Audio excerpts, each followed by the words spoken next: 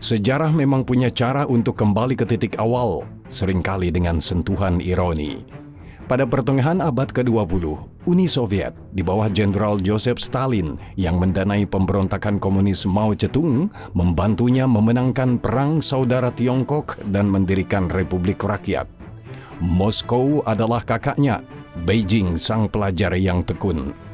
70 tahun kemudian, peran-peran tersebut telah terbalik secara dramatis. Uni Soviet telah runtuh dan Rusia di bawah Vladimir Putin yang terkunci dalam perang skala penuh yang melelahkan di Ukraina, kini mendapati dirinya bertekuk lutut di hadapan negara lain. Kemampuannya untuk mempertahankan pertempuran sangat bergantung pada dukungan asing yang harus dicari Putin dari Iran, Korea Utara, dan terutama Tiongkok.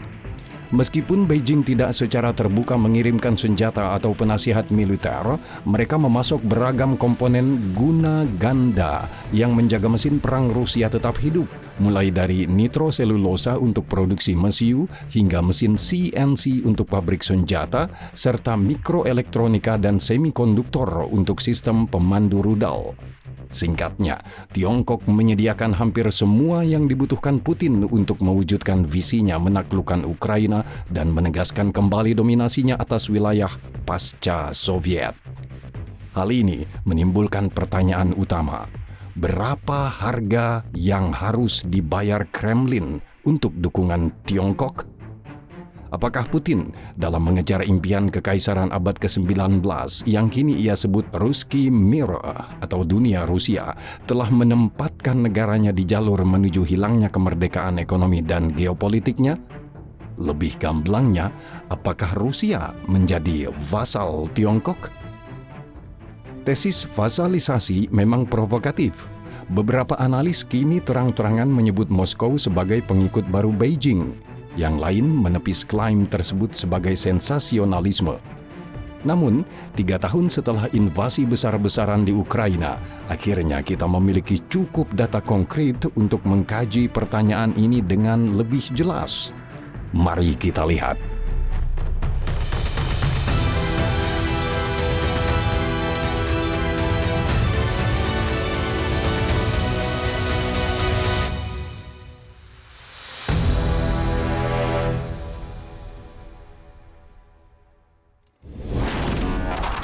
Untuk memahami betapa besarnya ketergantungan Rusia saat ini pada Tiongkok, kita harus kembali ke tahun 2000 ketika Vladimir Putin berkuasa di Kremlin.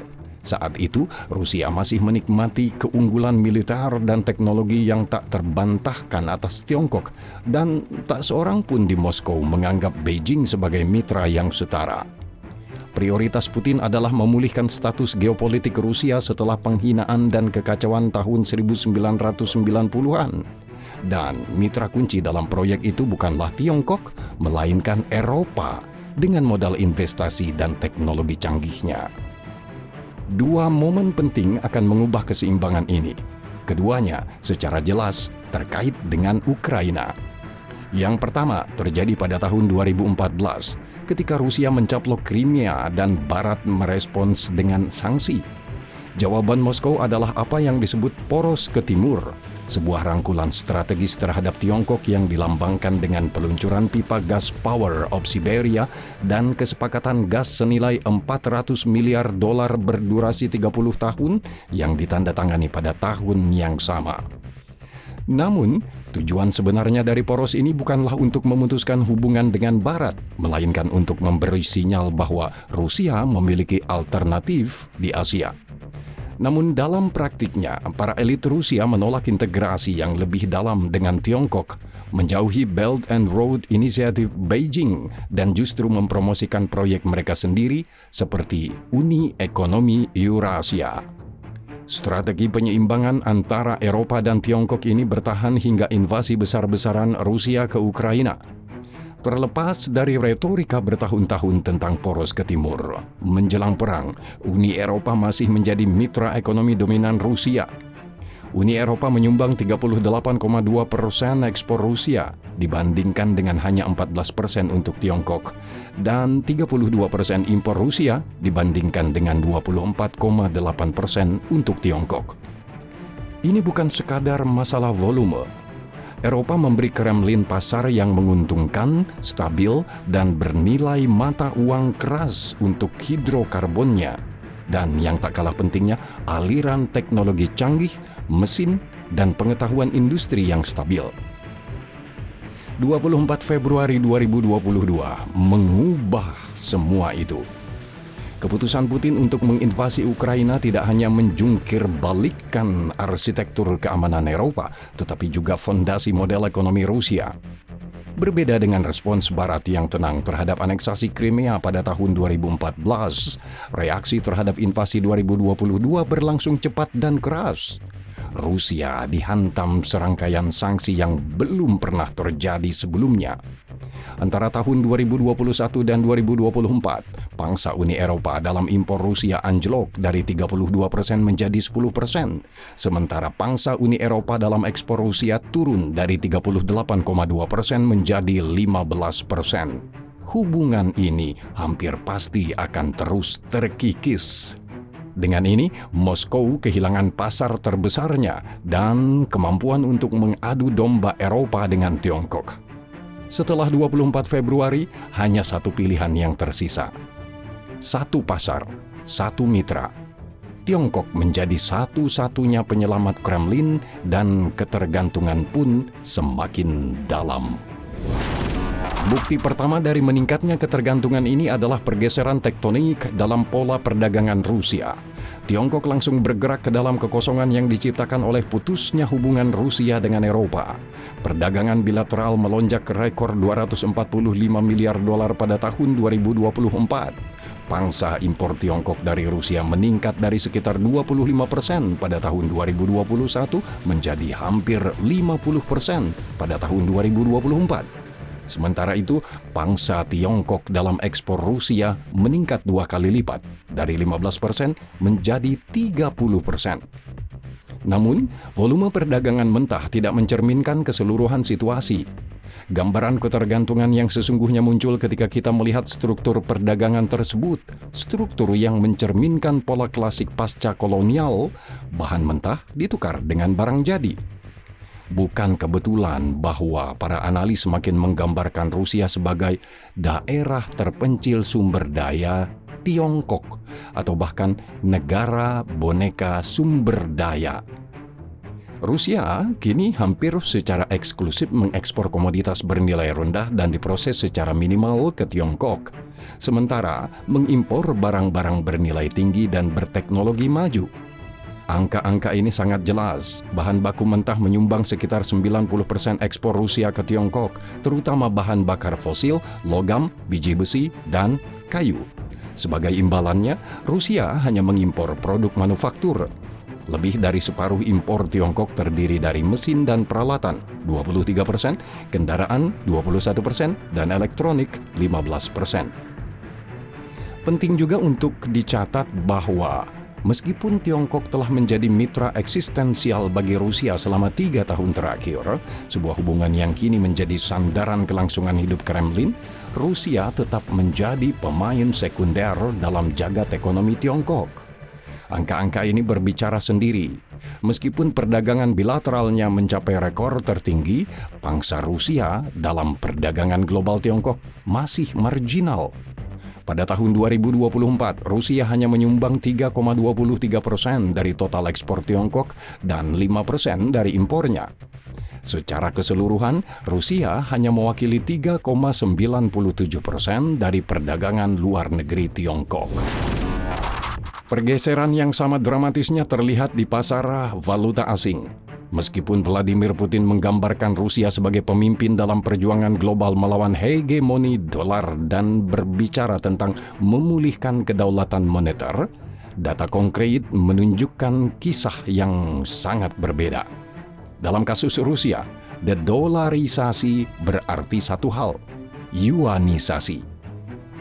Terputus dari sistem SWIFT, Rusia terpaksa mengalihkan penyelesaian komersialnya ke jaringan CHIPS Tiongkok. Pada saat yang sama, pangsa yuan dalam perdagangan internasional Rusia meledak. Sebelum 2022, hanya sekitar 0,4% perdagangan Rusia yang diselesaikan dalam mata uang Tiongkok. Saat ini, angkanya sekitar 40%. Yuan juga telah menjadi mata uang cadangan utama Rusia. Sekarang, Yuan menyumbang sekitar 60% dari dana kesejahteraan nasional, bantalan pengaman keuangan Kremlin. Di bursa MOEX Moskow, pangsa transaksi Yuan naik menjadi 54% pada Mei 2024. Dan setelah sanksi Amerika Serikat terhadap bursa tersebut pada Juni 2024, perdagangan Yuan melonjak menjadi 99,8% dari semua aktivitas. Yuanisasi ini memberi Beijing pengaruh yang sangat besar atas Moskow. Stabilitas keuangan Rusia, cadangan devisanya, dan bahkan kemampuannya untuk melakukan perdagangan internasional kini bergantung pada keputusan yang dibuat di Bank Rakyat Tiongkok. Kremlin menoleransi asimetri ekonomi yang mendalam ini karena alasan sederhana. Tiongkok menjadi penggerak mesin perang Rusia. Produksi tank, rudal, dan amunisi Rusia kini sangat bergantung pada impor Tiongkok di berbagai sektor industri utama. Beijing telah menjadi pemasok terbesar Rusia untuk barang-barang yang disebut sebagai barang-barang serbaguna.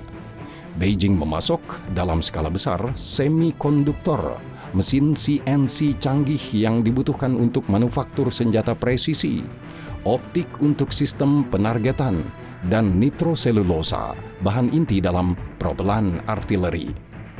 Datanya sangat mengejutkan. Pada tahun 2023, sekitar 90% impor mikroelektronika Rusia berasal dari Tiongkok.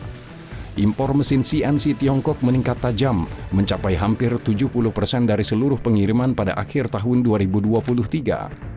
Ekspor nitroselulosa yang hampir tidak ada sebelum perang melonjak menjadi 700 ton pada tahun 2022 dan lebih dari 1.300 ton pada tahun 2023. Dukungan Tiongkok juga sangat adaptif, berubah dengan cepat untuk memenuhi kebutuhan langsung Rusia di medan perang. Misalnya, pada musim gugur 2022, ketika pasukan Rusia membangun garis pertahanan untuk mengantisipasi serangan balasan Ukraina, ekspor peralatan konstruksi Tiongkok ke Rusia melonjak hampir 4 kali lipat. Peralatan Tiongkok inilah yang membantu membangun garis Surovikin yang kini terkenal, yang melemahkan serangan Ukraina pada musim semi 2023. Drone merupakan contoh lain yang menunjukkan hal ini. Seiring perang berkembang menjadi penggunaan drone berpemandu serat optik dalam skala besar, dukungan Tiongkok pun kembali disesuaikan.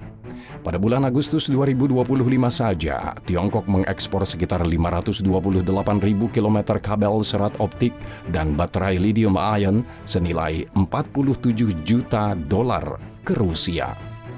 Tiongkok juga telah menjadi jalur utama penghindaran sanksi. Sebuah laporan dari Kyiv School of Economics menemukan bahwa 18% komponen penting yang digunakan Rusia di medan perang yang secara resmi diimpor dari Tiongkok sebenarnya adalah komponen buatan Barat yang disalurkan ke rudal dan tank Rusia melalui jaringan perantara di Tiongkok dan Hong Kong. Kesimpulannya sederhana dan brutal. Tanpa Tiongkok, mesin perang Rusia akan melambat drastis atau mungkin terhenti. Kemampuan Rusia untuk melancarkan perang panjang di Ukraina kini secara de facto bergantung pada Beijing. Dan untungnya bagi Putin, Beijing tidak tertarik untuk mengakhiri perang dengan cepat. Tiongkok melihat keuntungan strategisnya sendiri. Konflik ini mempercepat ekspansi Beijing ke Asia Tengah dengan mengorbankan Rusia, sekaligus mengalihkan perhatian dan sumber daya Amerika Serikat dari Indo-Pasifik. Pada 4 Februari 2022, hanya 3 minggu sebelum invasi Ukraina, Vladimir Putin dan Xi Jinping menandatangani deklarasi bersama di Beijing yang menyatakan kemitraan tanpa batas dan kerjasama tanpa wilayah terlarang. Kemitraan tersebut memang semakin erat, namun dengan ketentuan yang hampir seluruhnya dibuat di Beijing, bukan di Moskow. Dengan pengaruh yang begitu besar, kendali atas ekonomi dan mesin perang Rusia, Tiongkok kini menggunakannya untuk mengejar kepentingan pribadinya. Moskow menerima asimetri ini karena tidak memiliki ruang gerak yang berarti.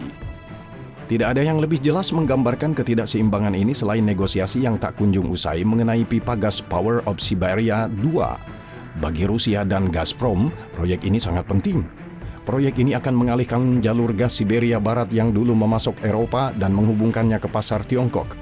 Bagi Moskow, ini adalah jalur penyelamat strategis, satu-satunya jalan keluar bagi industri gasnya setelah kehilangan Uni Eropa. Namun, Beijing tidak terburu-buru. Mereka sengaja memperpanjang negosiasi untuk memaksa Rusia menerima persyaratan yang sangat tidak menguntungkan. Laporan media menunjukkan bahwa Tiongkok menuntut harga yang mendekati harga domestik Rusia yang disubsidi negara. Tiongkok juga menolak kontrak 30 tahun yang diinginkan Moskow dan justru mendorong komitmen yang jauh lebih pendek. Kemitraan yang konon tanpa batas semakin dirusak oleh keengganan Tiongkok untuk berinvestasi di Rusia. Meskipun Beijing senang berdagang dengan Moskow, mereka jauh lebih enggan menanamkan modal di sana. Data Rusia menunjukkan penurunan dramatis dalam investasi asing langsung. Total FDI turun dari sekitar 500 miliar dolar pada akhir tahun 2021 menjadi hanya 220 miliar dolar pada akhir tahun 2024. Dan bertentangan dengan ekspektasi Kremlin, modal Tiongkok belum mengisi celah ini. Sebagaimana dicatat dalam laporan Institut Jerman untuk Urusan Internasional dan Keamanan, investasi Tiongkok di Rusia selalu terbatas, tetapi sejak dimulainya invasi skala penuh, belum ada satupun proyek besar baru yang diluncurkan. Bagi Beijing, risiko paparan jangka panjang terhadap ekonomi Rusia yang tidak stabil dan dibebani sanksi lebih besar daripada potensi manfaatnya. Simbolismenya mencolok. Bahkan ketika raksasa energi barat seperti BP dan Shell keluar secara massal dari Rusia setelah tahun 2022, raksasa milik negara Tiongkok menolak untuk membeli aset mereka karena takut akan konsekuensi sanksi sekunder barat. Semua ini menunjukkan hierarki prioritas Beijing yang sebenarnya. Pertama, hubungan ekonomi dengan Barat tetap jauh lebih penting bagi Tiongkok daripada mengambil alih kendali ekonomi penuh atas Rusia. Kedua, Beijing memahami keputusan Moskow. Rusia tidak memiliki mitra alternatif, tidak memiliki pengaruh, dan tidak ada jalan keluar. Jadi, mengapa Tiongkok harus mengambil risiko sanksi yang mahal atau berinvestasi miliaran dolar dalam ekonomi masa perang yang tidak stabil, padahal mereka dapat dengan mudah membeli komoditas Rusia yang didiskon dan mendikte ketentuan perdagangan? Ketergantungan ekonomi Rusia yang semakin meningkat secara perlahan mengakibatkan hilangnya pengaruh geopolitik. Harga yang harus dibayar Putin untuk dukungan Tiongkok adalah penerimaan implisit status mitra junior di wilayah yang dulunya merupakan wilayah Moskow yang tak terbantahkan. Asia Tengah, wilayah lemah Rusia, selama berabad-abad telah menjadi wilayah pengaruh eksklusifnya. Perang di Ukraina telah menjungkir balikkan tatanan tersebut. Terkuras secara militer dan finansial, Rusia tidak lagi memiliki sumber daya untuk mempertahankan posisi hegemoniknya di kawasan tersebut. Tiongkok telah bergerak cepat dan tanpa henti ke dalam kekosongan ini. Tanda paling jelas dari pergeseran ini adalah kebangkitan pesat format diplomatik C+C5, sebuah forum yang mempertemukan Tiongkok dan 5 negara Asia Tengah, Kazakhstan, Kirgistan, Tajikistan, Turkmenistan, dan Uzbekistan yang secara khusus mengecualikan Rusia. Pada tahun 2022, tak lama setelah invasi Ukraina, format tersebut ditingkatkan menjadi pertemuan tingkat kepala negara. Beijing juga telah mulai berekspansi ke bidang keamanan, meningkatkan ekspor senjata ke Asia Tengah, dan membangun pangkalan militer di Tajikistan. Menurut bocoran, Uzbekistan yang ingin memodernisasi angkatan udaranya mungkin akan segera menandatangani kesepakatan dengan Tiongkok untuk jet tempur generasi mendatang. Pada saat yang sama, Beijing secara agresif mendorong proyek-proyek infrastruktur besar yang bertujuan mencapai satu tujuan strategis, melewati wilayah Rusia dan mematahkan monopoli Moskow atas transit antara Asia dan Eropa. Proyek yang paling signifikan adalah jalur kereta api Tiongkok, Kirgistan, Uzbekistan yang telah lama direncanakan, yang pembangunannya akhirnya dimulai pada musim semi 2025. Rusia yang melemah tidak dapat menghalangi inisiatif ini. Ia harus menerimanya secara diam-diam. Kawasan ini secara efektif telah jatuh ke dalam pembagian peran yang tak terucapkan. Rusia untuk saat ini menyediakan keamanan melalui pangkalan militernya, sementara Tiongkok mengambil alih ekonomi dan infrastruktur. Ini adalah model ketergantungan klasik di mana mitra yang lebih lemah, dalam hal ini Rusia, menjaga ketertiban di pinggiran demi kekuatan dominan, dalam hal ini Tiongkok, yang menuai manfaat nyata. Dinamika serupa, meskipun dalam skala yang lebih kecil, sedang muncul di Arktik. Karena sangat membutuhkan teknologi dan modal Tiongkok untuk mengeksploitasi sumber daya alam utaranya, Rusia semakin terpaksa memberikan Beijing akses ke wilayah yang telah lama dianggapnya sebagai wilayah pengaruh eksklusif. Meskipun terdapat banyak bukti yang menunjukkan asimetri yang semakin dalam, tesis vasalisasi masih menghadapi penolakan dari beberapa analis. Mereka berpendapat bahwa Rusia mempertahankan atribut-atribut tertentu yang membedakannya dari negara satelit klasik dan memberi Kremlin ruang gerak strategis.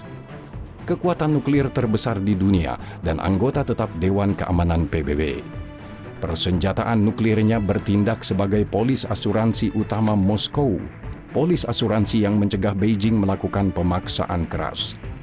Dalam beberapa bidang teknis militer yang sempit, seperti mesin jet dan sistem pertahanan udara canggih, Rusia masih memiliki keunggulan atas Tiongkok, memberinya daya tawar yang terbatas namun nyata.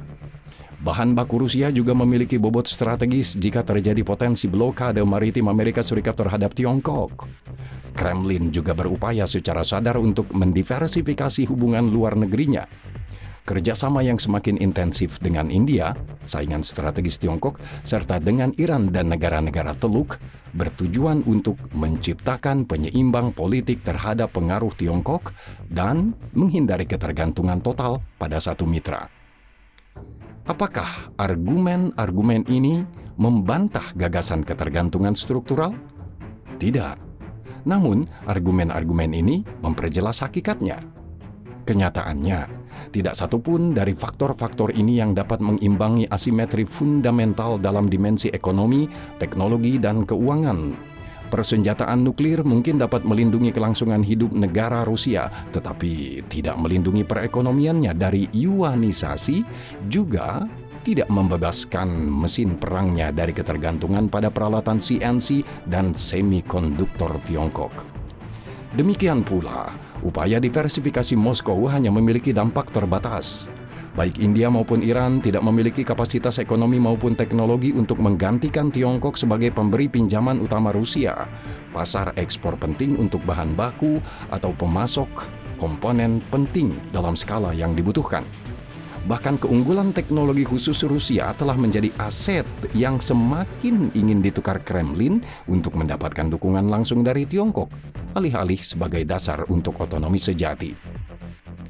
Vasalisasi modern tidak mengharuskan seseorang memerintah suatu negara melalui duta besarnya.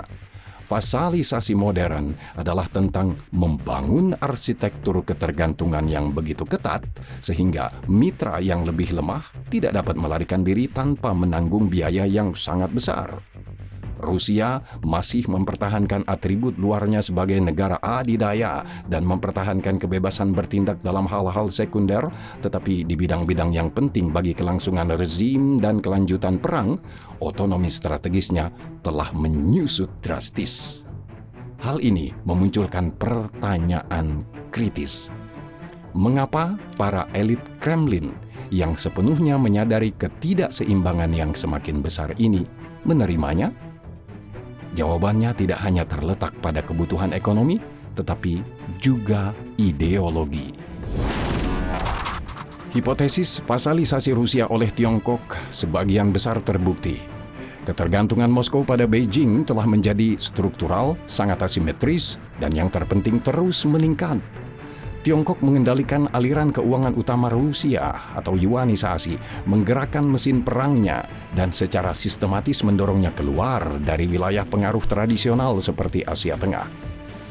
Alexander Gabuev, Direktur Carnegie Russia Eurasia Center di Berlin, menekankan bahwa ini bukanlah proses yang kebetulan. Rusia, menurutnya, terjebak dalam vasalisasi. Kremlin sepenuhnya menyadari asimetri yang semakin besar dan terkikisnya otonomi strategisnya, tetapi mereka menerima kenyataan ini. Bagi Vladimir Putin, perang di Ukraina dan konfrontasi dengan Barat telah menjadi prinsip utama, bahkan mungkin obsesi, yang menundukkan seluruh mesin negara. Dalam pandangan dunia, dukungan Tiongkok tak ternilai harganya, dan biayanya hanyalah yang sekunder. Putin sendiri telah memberikan justifikasi ideologis atas peralihan strategis Moskow ke Tiongkok dengan mengacu pada analogi historis yang mengakar kuat. Pada 3 November 2023, dalam sebuah pertemuan dengan Dewan Sipil Rusia yang menyebut sosok Pangeran Alexander Nevsky dari abad ke-13. Putin mengingatkan para pendengarnya bahwa Nevsky melakukan perjalanan ke timur menuju gerombolan emas untuk mendapatkan Jarlik, lisensi resmi untuk memerintah, yang memungkinkannya mengumpulkan kekuatan yang dibutuhkan untuk mempertahankan Rusia dari penjajah Barat, yaitu para ksatria Teutonik. Putin menyatakan secara terbuka, bangsa Horde atau bangsa Mongol berperilaku arogan dan kejam, tetapi mereka tidak menyentuh hal yang paling penting, bahasa, tradisi, dan budaya kita. Persis apa yang ingin dihancurkan oleh para penakluk Barat. Dalam banyak hal yang sama terjadi saat ini. Analoginya sangat lugas. Dalam penceritaan ulang Putin, gerombolan modern adalah Tiongkok, sementara penakluk Barat adalah NATO dan Amerika Serikat. Sebagaimana ditafsirkan Gabuev, Putin membuat pilihan strategis yang sadar. Ia lebih suka menjadi pengikut kekuatan Tiongkok yang tidak mencampuri urusan dalam negeri Rusia dan tidak mengancam identitas budayanya, jika ketergantungan itu memungkinkannya untuk melancarkan apa yang ia anggap sebagai perjuangan eksistensial melawan Barat yang digambarkan sebagai dekaden dan sangat berbahaya bagi Rusia. Hilangnya kedaulatan ekonomi menjadi harga yang harus dibayar demi mempertahankan kedaulatan budaya dan mempertahankan perang salib anti-Barat. Namun, vasalisasi ini tidak berarti subordinasi total atau tanpa syarat. Sebagaimana dicatat Gabuev, bahkan Korea Utara masih memiliki ruang untuk bermanuver terhadap Beijing. Rusia juga akan berusaha mempertahankan kesan otonominya. Namun dalam isu-isu penting, Tiongkoklah yang memegang suara penentu. Bertindak pragmatis dan demi kepentingannya sendiri, Beijing akan terus menggunakan pengaruhnya yang semakin besar untuk mendapatkan konsesi lebih lanjut dari Moskow. Akses ke teknologi militer tercanggih Rusia, akses istimewa ke sektor sumber daya Arktik dan Siberia, dan di masa mendatang bahkan mungkin pembatasan kerjasama militer Rusia dengan rival-rival Tiongkok seperti India atau Vietnam. Masa depan seperti apa yang menanti Rusia dalam peran barunya ini? Gabuev menggambarkan visi Rusia sebagai Iran raksasa Eurasia. Sebuah negara yang secara permanen terputus dari Barat dengan ekonomi yang lebih terbelakang secara teknologi dan lebih sederhana. Namun, seperti Iran, Rusia akan tetap tangguh terhadap sanksi, mandiri di sektor-sektor utama, dan mampu mempertahankan program persenjataan canggih. Rezim ini tidak akan runtuh, tetapi Rusia akan bertransformasi secara fundamental, kehilangan sebagian agensinya, dan menjadi instrumen krusial dalam persaingan global Beijing dengan Washington. Neraca keuangan akhir Rusia sungguh tragis sekaligus ironis. Vladimir Putin yang terobsesi menaklukkan Ukraina dan memulihkan dominasi kekaisaran di Eropa Timur telah menciptakan realitas di mana kelangsungan rezimnya bergantung pada Jarlik yang dikeluarkan di Beijing. Harga dari impian kekaisarannya di Barat adalah hilangnya kedaulatan strategis Rusia di Timur.